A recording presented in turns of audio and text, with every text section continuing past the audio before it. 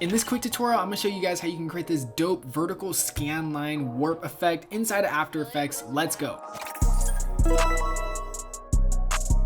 This effect in particular is from Ian's Hate Me music video by Lyrical Lemonade. I thought it was just a really dope application of this effect, especially because it's done on a white background. Also, shout out to the GOAT Tiny Tapes for also doing another dope tutorial on another variation of this effect. Let's dive right in. The first thing you want to do is come to Layer, click New, and create a new solid. You can just name this whatever you want, it doesn't matter. Then what you're going to want to do is you're going to want to trim it down to the exact length of your clip. I'm using Command-Shift-D to split this layer and cut it in two, and Command-Shift-D and delete the excess. Now what we're going to do is we're going to go to our effects and presets, and we're going to search for gradient ramp. We're going to drag the gradient ramp effect onto our solid effect, and now what we're going to do is we're going to zoom all the way out. I want you to click on this little like center button right here for the start of your ramp, and I want you to click it directly in the middle of your solid.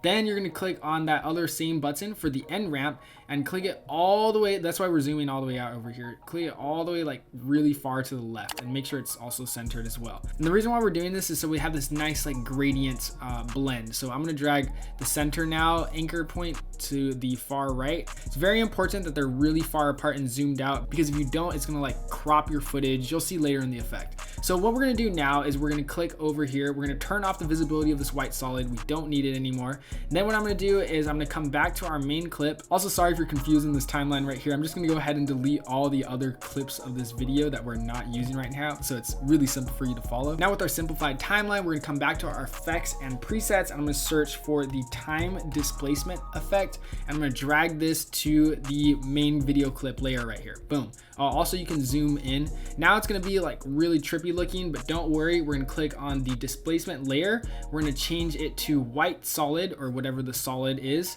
And then you're going to change the source to effects and masks. Now if we play it out, you're going to see we have this nice vertical scan warp effect already. Really simple. Let's go ahead and tweak these settings. I'm going to go ahead and increase the max displacement time a little bit, and this basically is like the amount of scan lines there are. So if you increase it really high, you're going to have a lot of scan lines. I'm going to do somewhere around like 5 to 6. Let's see if we play it out. Boom. That looks pretty sick if you ask me. I'm not even gonna lie. Below that is the frames per second right here. I wouldn't really mess around with it. I'd keep it at 60 frames per second just because it's a lot smoother.